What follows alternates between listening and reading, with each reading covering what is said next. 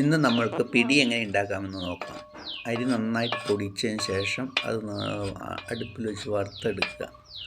നന്നായിട്ട് ഇളക്കി ഒട്ടും കരിയാത്ത രീതിയിൽ നന്നായിട്ട് ഇത് ഇളക്കുക.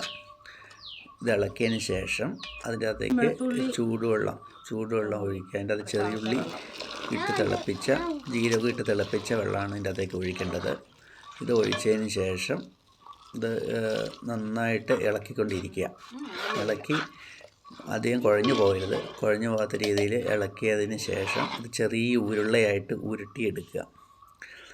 ഈ ഉരുള എടുക്കുമ്പോൾ അത് അങ്ങോട്ടും ഇങ്ങോട്ടും കൂട്ടിമുട്ടാത്ത രീതിയിൽ ചെറിയ ഉരുളകളാക്കി ഒരു ഇലയിലേക്ക് എടുത്തു വെക്കുക. ഇതിന് ശേഷം വെള്ളം നന്നായിട്ട് തിളപ്പിച്ച് അതിൻ്റെ അകത്ത് കുറച്ച് ജീരകമൊക്കെ ഇട്ട് ആവശ്യത്തിന് വേണ്ട മസാലയൊക്കെ ചേർത്തതിന് ശേഷം അതിൻ്റെ അകത്തേക്ക് ഉരുളകൾ കൈ കൊണ്ട് എടുത്തിടുക.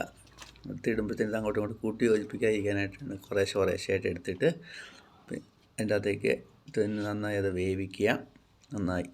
നന്നായി വേവിച്ച് അതിൻ്റെ അകത്ത് കരിവേപ്പിലയും നമുക്ക് വേണ്ട മസാലകളൊക്കെ അതിൻ്റെ അകത്ത് അധികം മസാല ഇടാതിരിക്കാനാണ് നല്ലത്. ഇത് വെച്ച് നന്നായിട്ട് വേവിച്ച് ഇറക്കി വെക്കുക.